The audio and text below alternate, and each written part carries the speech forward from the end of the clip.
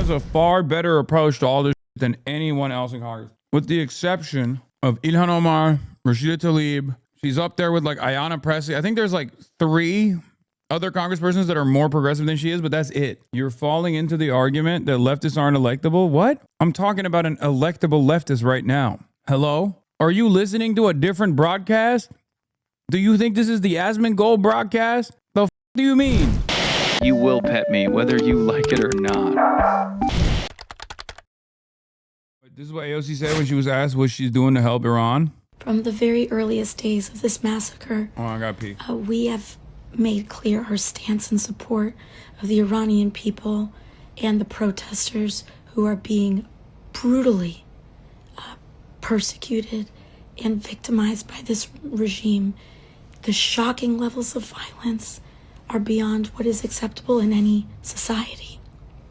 That being said, the way that this conversation is being flattened as though the only option here is a full all-out war should be very concerning.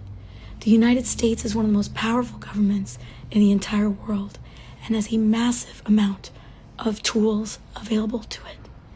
Everything from infrastructure systems, reestablishing internet access, many other tools are available to us. But acting as though full war is the only option is concerning. Moreover, we need to understand that we are a nation of laws.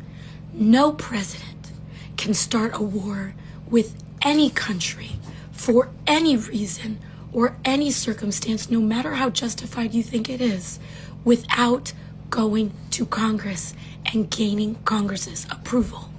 This is part of the Constitution of the United States of America, that no one president can send this nation into war without the approval and majority of the American people in Congress.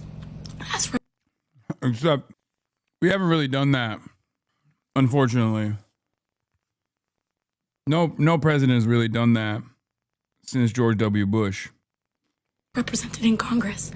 And so even if you do think and you do support a war with Iran, that case needs to be made to the United States Congress, and we must have a majority of Congress that votes for it.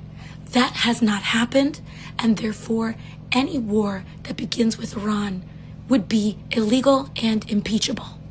Moreover, we need to understand that we are a... I want people to understand, because this issue is so important, and the amount of human rights crises happening in Iran are very severe, and the government's attacks on protesters are horrifying. There are ways that we can help people that don't immediately go to a mass bombing campaign, for which, and I believe, risks real civilian casualties of innocent people. I want people to understand, because this issue is so important. And isn't this CIA lib shit? I mean, I don't think so. I think she's saying very clearly, no war with Iran. It's not appropriate. It's not good. It's devastating. And then she talks about, like, because all of her fans are going to be like, well, what about like the people protesting? Because like we're at an impasse. I mean, I have to deal with it every day. I have to deal with every day. Like, oh, well, what about Camila Cabello's take? She's Cubano. She's Cubano. You're a white millionaire. It's like, okay, well, she's also a white millionaire. She's richer than I am. What the f is your problem?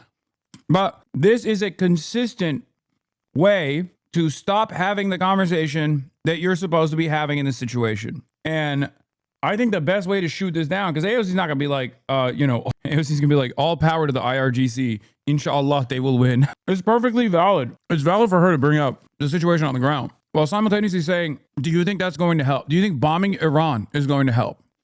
No, of course not. Like, you are wrong, Hassan. She understands the implication of but human rights in Iran equals but Hamas. No.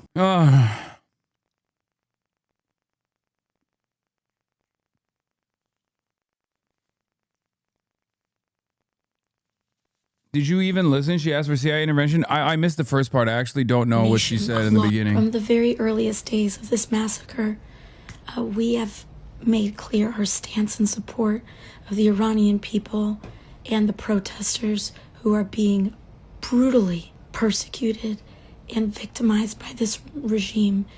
The shocking levels of violence are beyond what is acceptable in any society. That being said, the way that this conversation is being flattened as though the only option here is a full all-out war should be very concerning.